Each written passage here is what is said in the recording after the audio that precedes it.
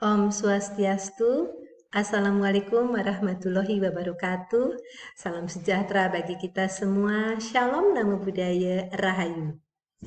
Halo Bapak Ibu Guru, calon guru penggerak seluruh Indonesia. Bertemu lagi dengan saya, Niputu Erinawati. Saya adalah calon guru penggerak dari Tabanan, Bali, tepatnya dari SMP Negeri 1 Taban. Izinkan saya kembali berbagi dalam ruang demo kontekstual modul 1.3 tentang perubahan yang berbasis pada kekuatan. Bapak Ibu, melakukan perubahan dengan berbasis pada potensi atau kekuatan itu adalah hal baru bagi saya, karena sebelumnya yang saya lakukan adalah melakukan perubahan karena sebuah permasalahan atau kelemahan yang saya temukan di kelas. Jadi dengan kelemahan itu saya menganalisis kemudian mencari solusi sehingga pembelajaran bisa menjadi lebih baik. Itu yang saya lakukan sebelumnya. Namun ketika saya belajar tentang paradigma inquiry apresiatif dan pendekatan Bagja, pandangan saya berubah bahwa ketika kita melakukan sesuatu, apalagi itu melakukan perubahan, kita sebaiknya lebih berfokus pada kekuatan atau potensi yang kita miliki. Jadi dengan kekuatan itu kita bisa melakukan hal yang lebih baik lagi. Kenapa kekuatan? Karena dengan membicarakan kekuatan, kesuksesan, kita akan menjadi lebih bahagia sehingga kita bisa melakukan sesuatu dengan jauh lebih baik. Jadi topik kita hari ini Bapak Ibu adalah melakukan perubahan dengan tahapan Bagja. Jadi mari kita lihat, seperti yang saya bilang tadi bahwa inquiry apresiatif dan Bagja itu dimulai dengan mengenali potensi orang lain. Dan karena pada konteks ini saya adalah seorang guru, karena saya ingin melakukan perubahan di kelas, maka yang saya harus kenali adalah potensi anak-anak saya di kelas.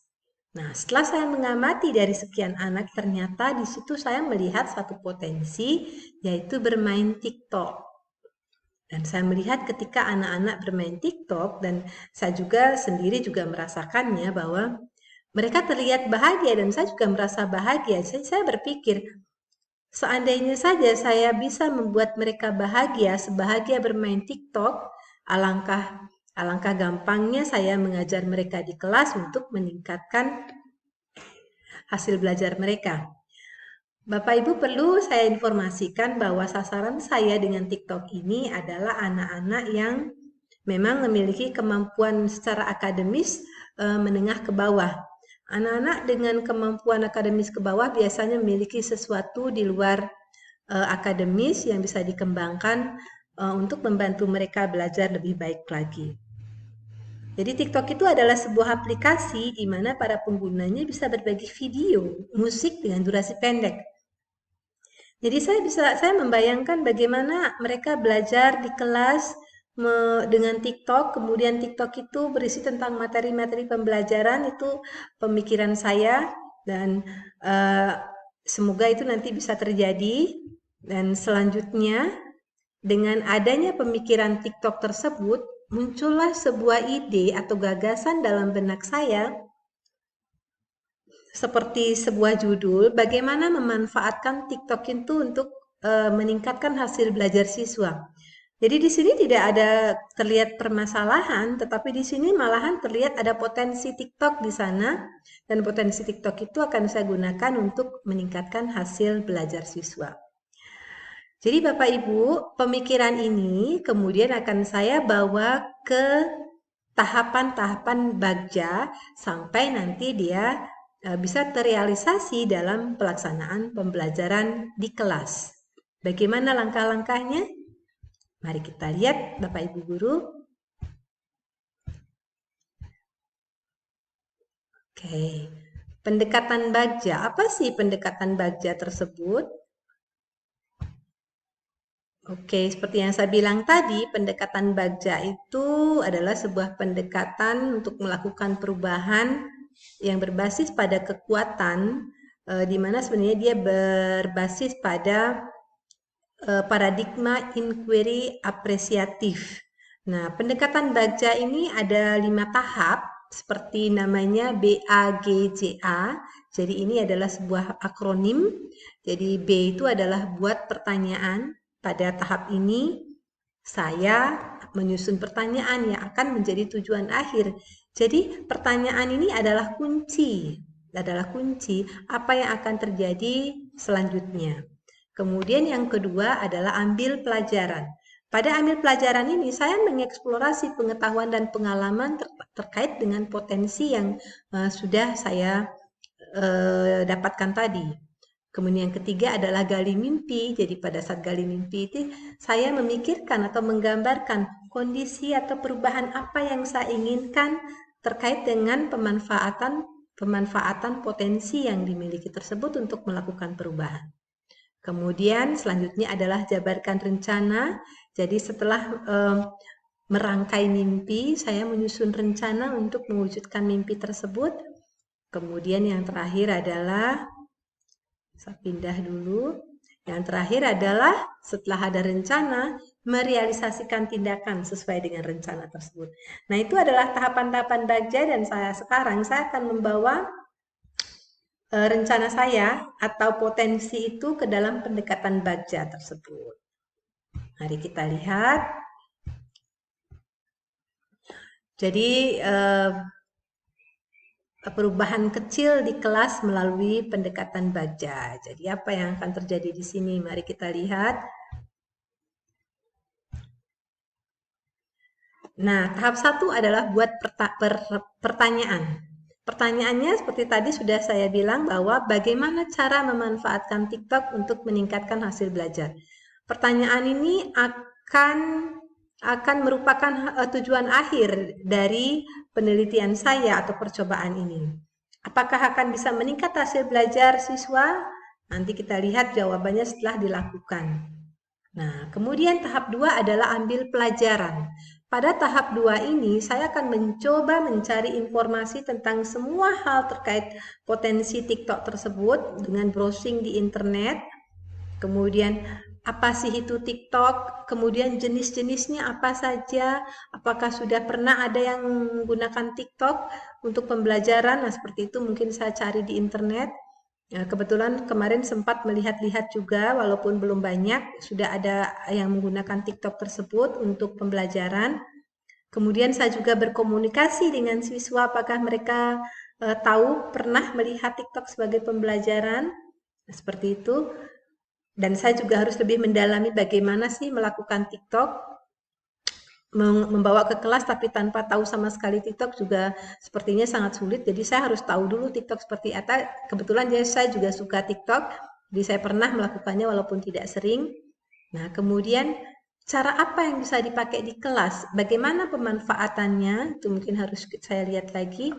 Nah, kemudian tahap ketiga adalah gali mimpi. Setelah mendapatkan pengetahuan, saya mulai mereka-reka seperti apa sih nanti kondisi kelas yang saya inginkan setelah TikTok itu diberlakukan. Nah, ini yang saya harapkan, kondisi yang saya bayangkan ketika TikTok saya bawa ke kelas adalah 1. Siswa gembira. Kemudian yang kedua, siswa merasa nyaman. Yang keempat, tepat waktu mengumpulkan tugas. Mudah-mudahan karena merasa senang, mereka jadi terpacu, jadi bisa mengumpulkan tugas tepat waktu. Kemudian hubungan yang dekat antara guru dan murid. Karena merasa happy ya bisa menjadi dekat. Kemudian hasil belajar meningkat, ini adalah tujuan akhir dari perubahan ini. Kemudian tahap keempat itu adalah jabarkan rencana. Setelah memiliki mimpi, saya akan membuat rencana bagaimana saya akan mencapai mimpi-mimpi tersebut. Nah, kemudian yang saya lakukan dalam rencana itu adalah pertama tentu saja minta izin pada kepala sekolah dan orang tua bahwa TikTok akan saya bawa ke kelas. Nah, itu tentu saja dengan segala positifnya yang harus saya kemukakan sehingga mereka setuju bahwa saya diizinkan untuk menggunakan TikTok itu ke kelas. Kemudian yang kedua adalah mendata siswa yang suka dan tidak suka TikTok. Saya sempat melakukannya dengan menggunakan Google Formulir. lumayan banyak yang suka dengan TikTok dan bersedia untuk mengaplikasikan TikTok itu dibawa ke kelas. Cukup banyak.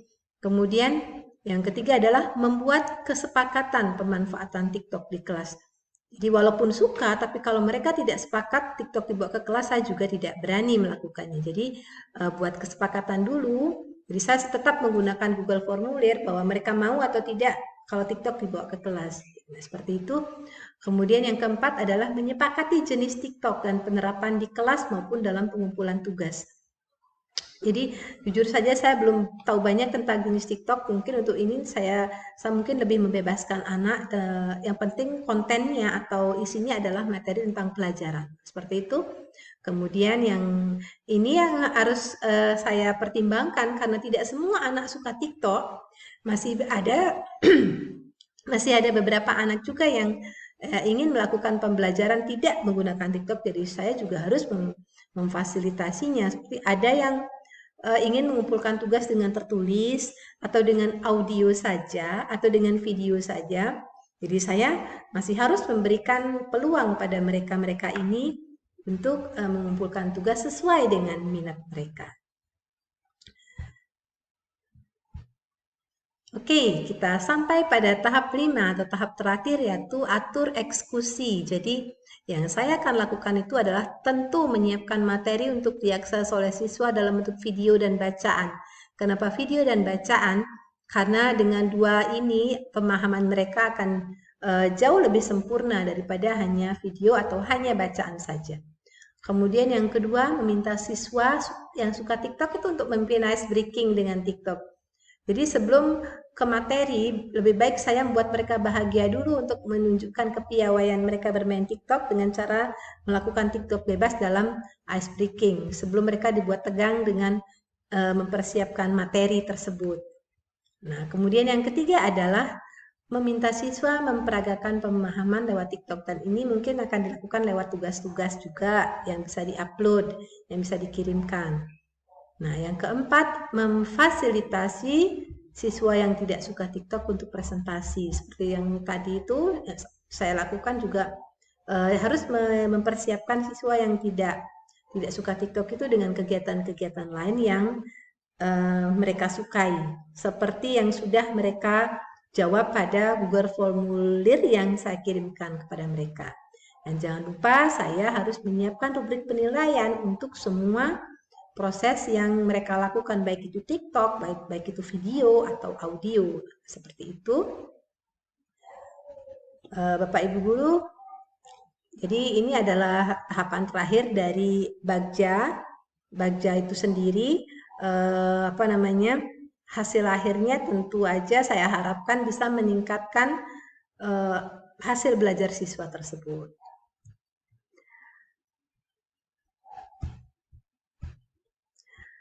Baik, Bapak Ibu, itu yang bisa saya sampaikan terkait dengan rencana kecil saya atau perubahan kecil yang akan saya buat di kelas, yang saya lihat berdasarkan potensi yang ada pada kelas yang saya ampu. Bapak Ibu, jangan lupa untuk melakukan sebuah perubahan dengan potensi yang ada. Kita melakukan perubahan kecil yang semoga berdampak besar bagi pendidikan kita. Baik Bapak Ibu, salam sehat dan bahagia. Om Santi, Santi, Santi Om.